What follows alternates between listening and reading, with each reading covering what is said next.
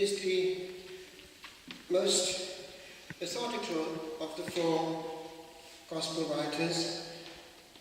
He was not actually in the apostolic band itself, but close to it. He has, as a physician, an eye for detail, hence it is that from him we get a lot of the extra bits when it comes to miracles. We have also the fact that he writes not one volume but two, and we have a preface to both.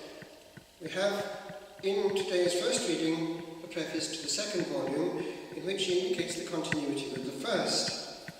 And there is an overlap in the opening words of the second volume. It's a bit of the gospel out of time. Here we have the discourse of the Lord as he's about to leave them. And we have also the program and the pattern of the volume itself. Did you notice? You will be my witnesses. Where? Well, Jerusalem, where it's all happening, actually Bethany. Then Judea, that's exactly what happens. Samaria, the schismatic Jews.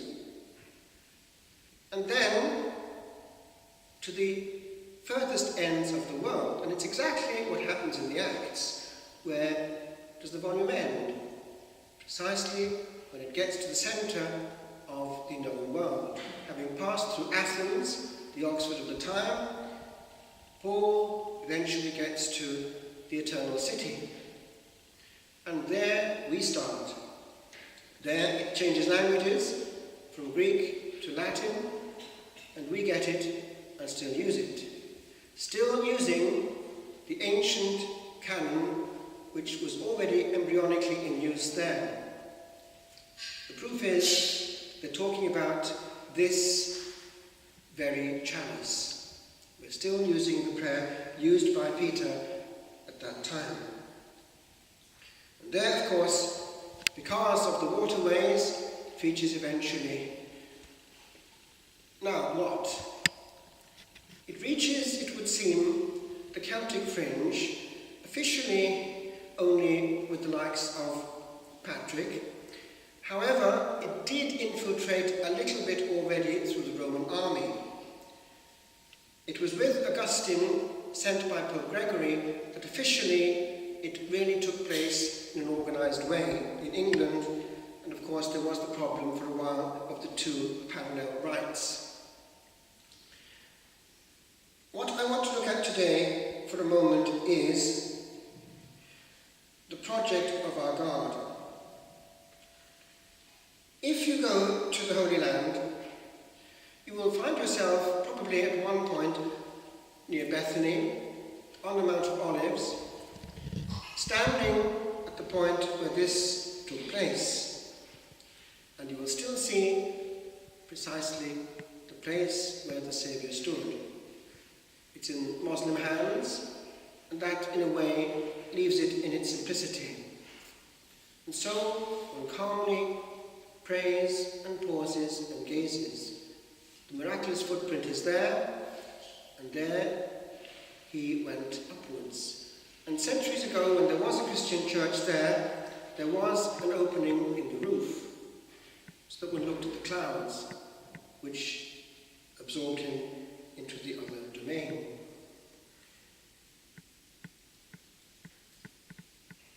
If one goes to another spot in the Holy Land, quite a way away, one will find a spot which is very much Christianized and prayed in. And it's linked with this day. If you go to Mount Tabor, you will find a plaque which says this: the Gospel indicates that there was a place of meeting, and tradition has it that it was here. When the Lord, indeed the angel already, told initially the holy women to go and tell the apostles to go to the place appointed, and therefore they knew what he meant. Three had actually been there when they copped on. And there he would meet them. So, people ask, is there contradiction? Did this take place in Jerusalem or somewhere else? Well, the answer is fairly simple. It's in the Gospel itself.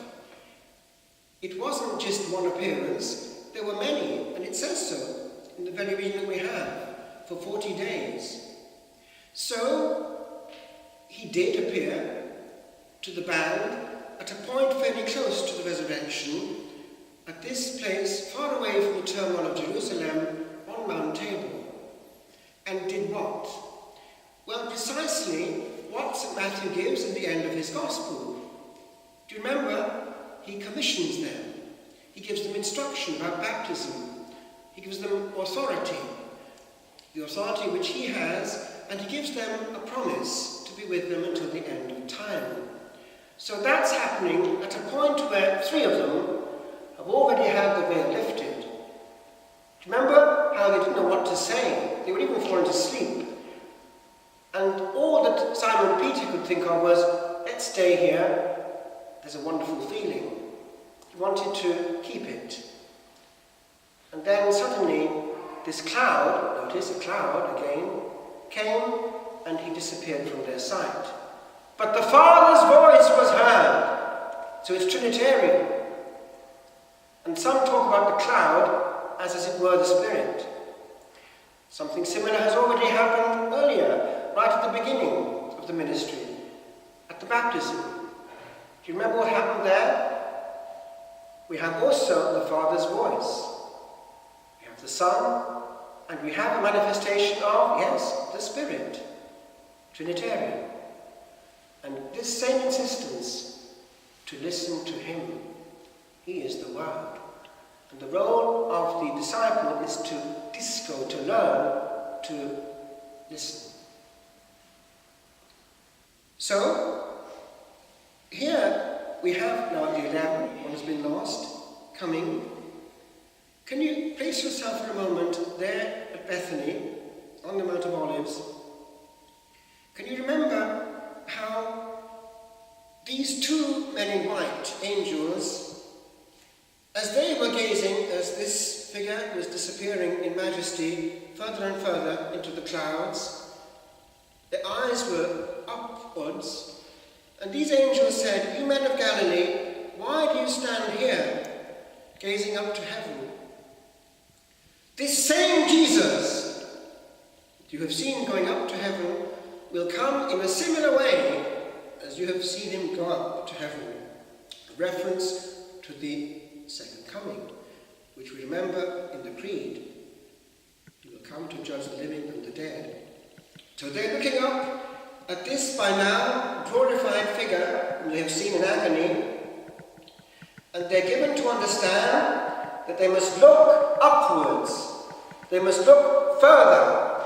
He's not going away, there's a promise, but he is Lord, and he will have the last word over all the earth, the Alpha and the Omega.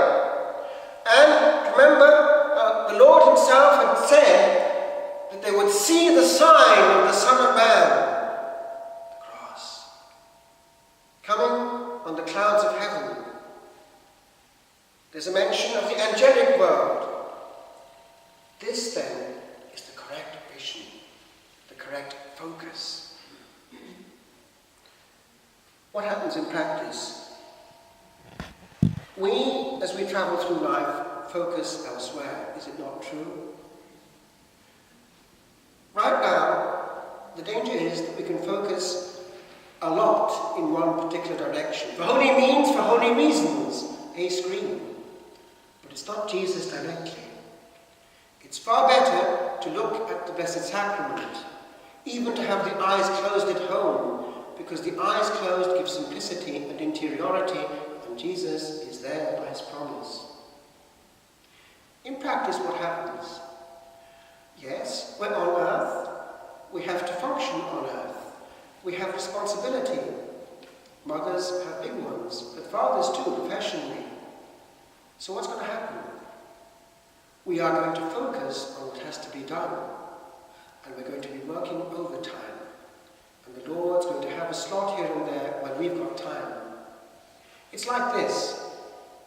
We, in prayer, often say, do we not, Lord, I hand all this over to you.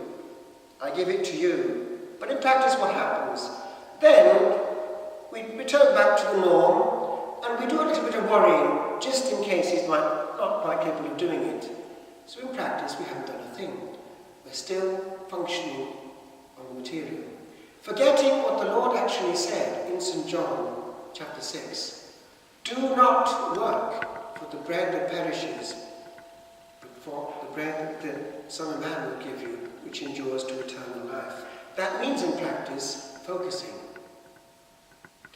One last point.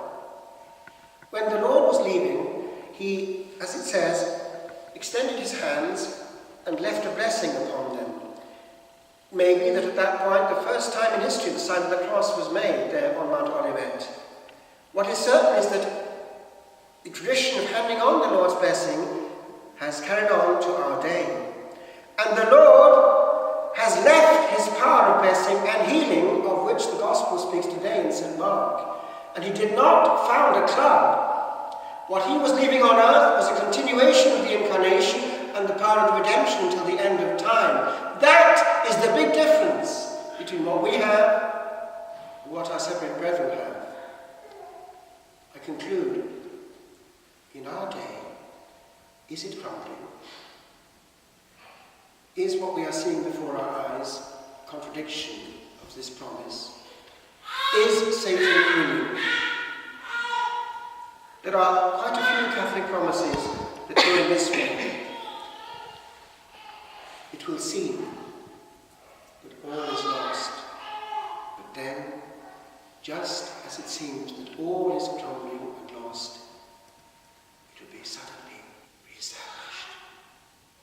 It is now the end of May, and it's linked with Fatima. Eventually, the consecration requested will be clearly made. Russia will be converted. That means actually that Russia will recognize the Pope as well. A period of peace will follow in the earth. And we can also presume that the Holy Spirit promised this time will have his full authority over the Church. And that the confusion which we